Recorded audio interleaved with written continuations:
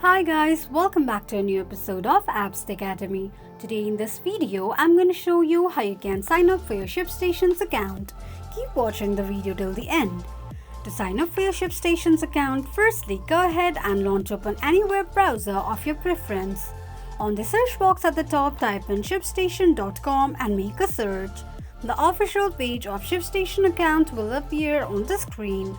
Click on Start Shipping Now option. On the next page, enter your first and last name, your company's name, your email address and create a password for your Shipstation's account. Tick mark on the box that says Show Password to check if you have entered your password correctly or not. Enter your phone number, select your current number of shipments per month, enter your offer code and tap on Get Started. Now log into your account using your username or email address and password associated with your Shipstation's account and tap on Login. This is how you can sign up for your Shipstation's account quickly and easily just in few steps. If you have any thoughts or queries, let us know in the comments section. Don't forget to subscribe to our channel.